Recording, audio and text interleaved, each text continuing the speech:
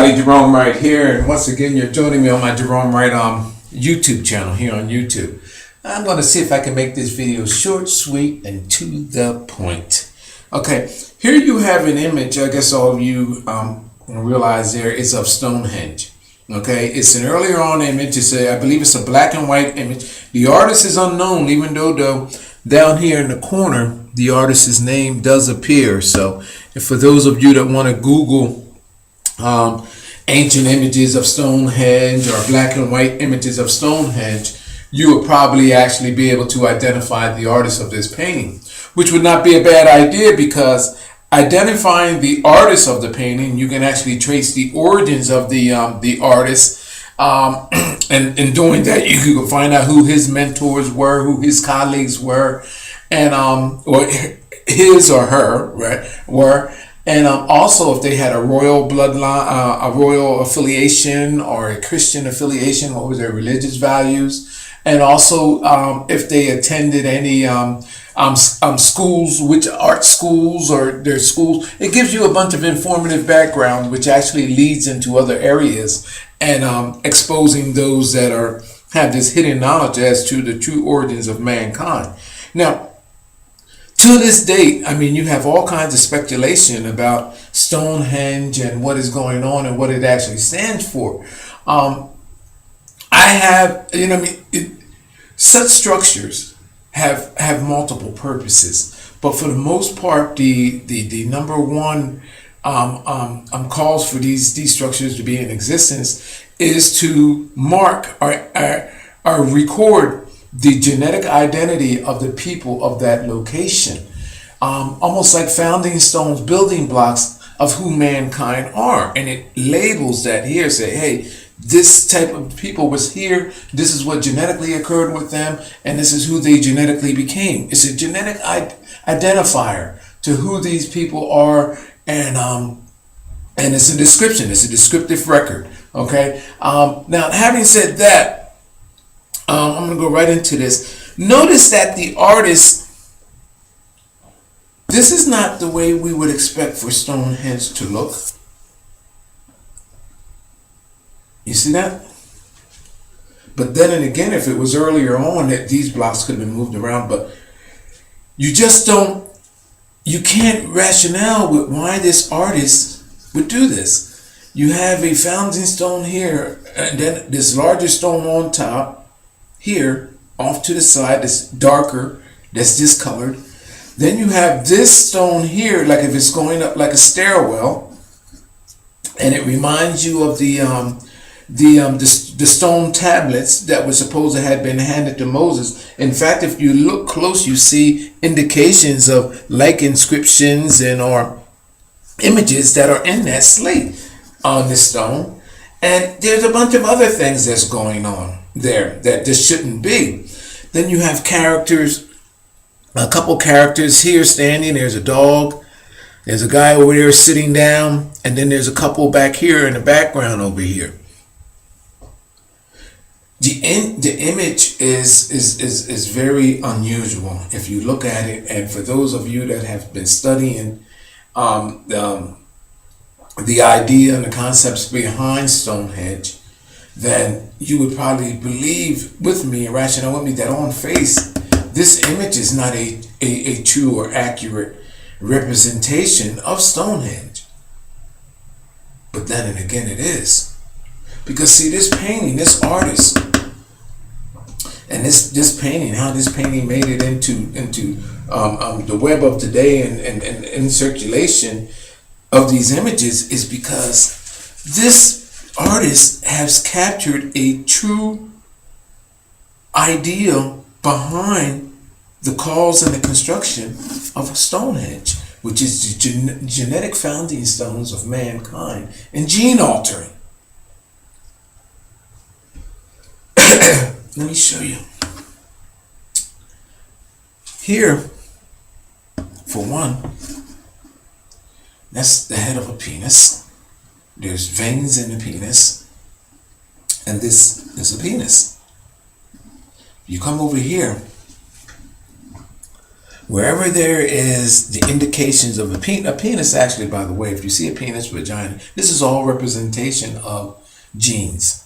This is how mankind done it. If you go back as far as back in ancient history, this is why you see all these statues and statuettes of penises, and in religion you see everybody being nude, because the idea behind it all is the genes, the reproduction organs, which is the penis and the vagina.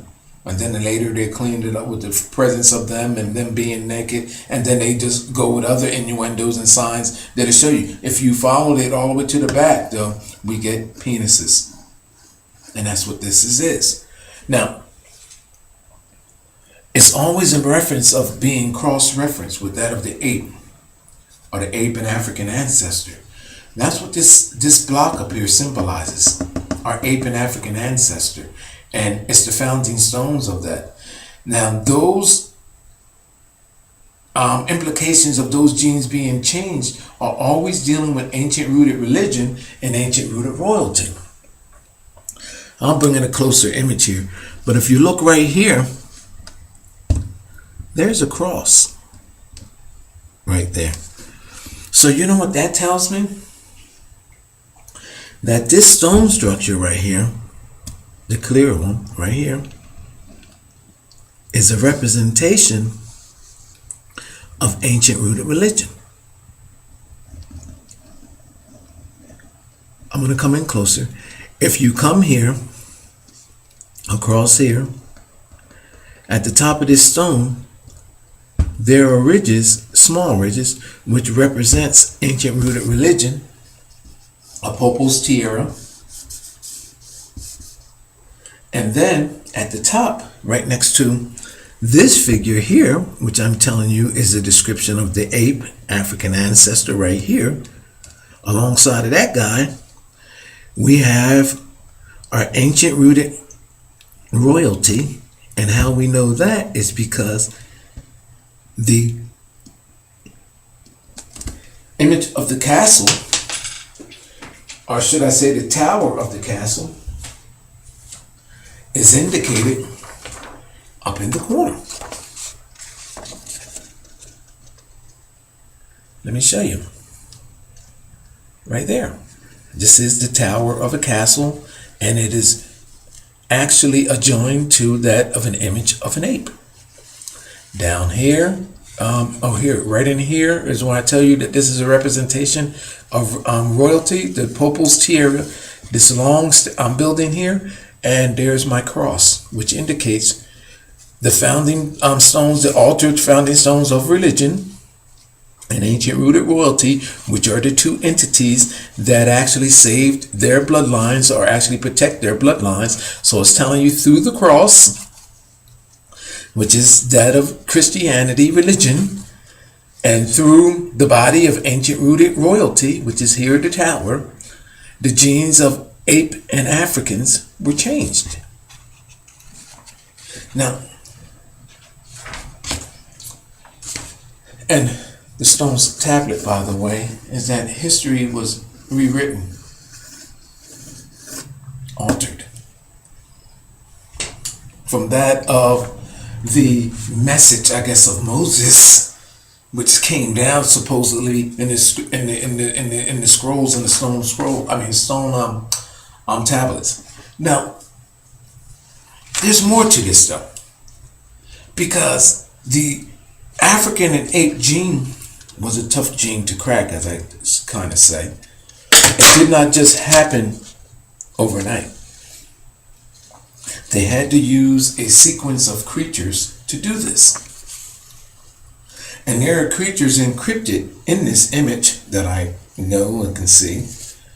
But the most part of it is, if you come over here to this guy right here that's seated, you'll see the head of a serpent, eye, nose, mouth parted, and bottom chin.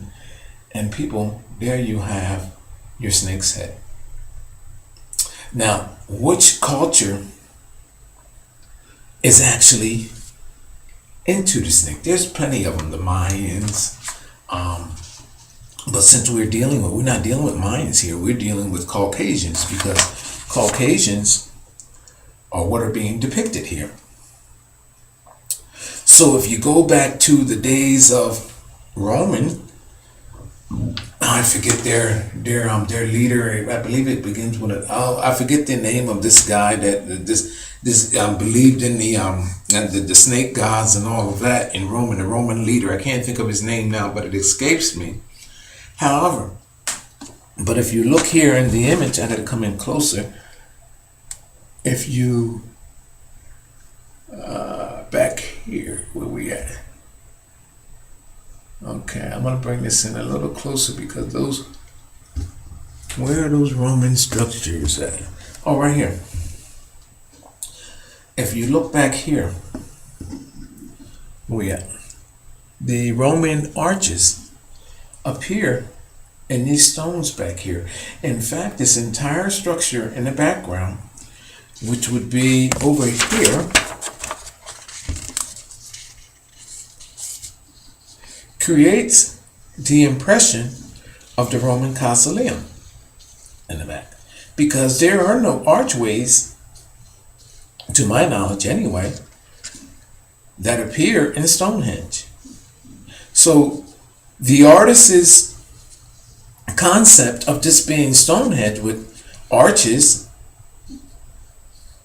and a Roman infrastructure encrypted in this image is truly amazing in itself.